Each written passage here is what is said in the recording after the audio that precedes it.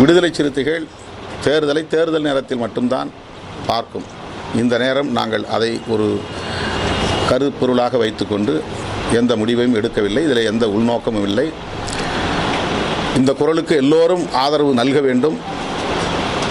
ஆட்சியில் இருக்கிற திமுக இதை கனிவோடு பரிசீலிக்க வேண்டும், ஆழமாக பரிசீலிக்க வேண்டும், தீவிரமாக பரிசீலிக்க வேண்டும். 2016 திராவிட முன்னேற்றக் கழகம் வெளியிட்ட தேர்தல் அறிக்கையில் படிப்படியாக மதுவிலக்கை நடைமுறைப்படுத்துவோம் என்கிற வாக்குறுதியை தந்திருக்கிறது. அதை நினைவூட்டுகிறோம். ஆகவே அப்படி ஒரு முடிவை எடுத்தால் திமுக இன்னும் பல 10 ஆண்டுகள் தமிழ்நாட்டின் மக்களின் நன்மதிப்பை பெற்ற செல்வாக்கை பெற்ற ஒரு இயக்கமாக இருக்கும். அதற்கான ஒரு வாய்ப்பாகவும் இது இருக்கும். எனவே மதுவிலக்கை நடைமுறைப்படுத்துவதற்கு திராவிட முன்னேற்றக் கழகமும் முன்வர வேண்டும் என்கிற வேண்டுகோளை விடுதலை சிறுத்தைகள் கட்சி முன்வைக்கிறது. உங்களோட கருத்துக்கு டிகேஎஸ் இளங்கோவன் பதில் சொல்லும்போது இதை முழுமையாக அமல்படுத்த முடியாது, மிகப்பெரிய பின்விளைகளை சந்திக்க வேண்டியிருக்கும், எல்லாத்தையும் கணக்கில் எடுத்துக்கலாம். அதனால் முழுமையாக நடைமுறைப்படுத்துவது, மது கடைகளை நடைமுறைப்படுத்துவது எந்த விதத்திலும் நியாயம் இல்லை. ப்ராக்டிக்கலாக என்னென்ன பிரச்சனைகள் வருங்கிறத நம்ம எல்லோரும் டிஸ்கஸ் பண்ணலாம், அதில் பிரச்சனை கிடையாது.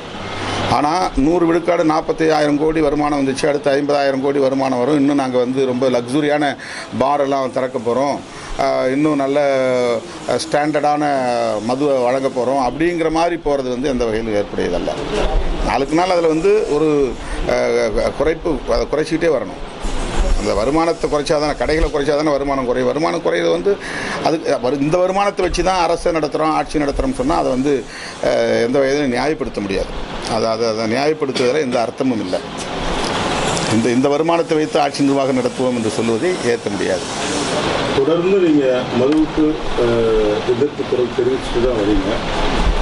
தமிழக அரசுகிட்ட உங்களுக்கு திருப்திகரமாக பதில் இது வரைக்கும் வந்திருக்கா? உங்களுக்கு தெரிஞ்ச வரைக்கும் நீங்கள் திருப்தி அடைஞ்சிருக்கீங்களா? 3 வருஷம் முடிஞ்சிச்சு. அதான் நீங்கள் சொன்ன மாதிரி இது உடனே ஒரு செகண்டில் அல்லது ஒரு நிமிஷத்தில் எடுக்கிற முடிவு இல்லை. இது ஒரு பெரிய முடிவு, ஒரு பெரிய விஷயம், பெரிய முடிவு.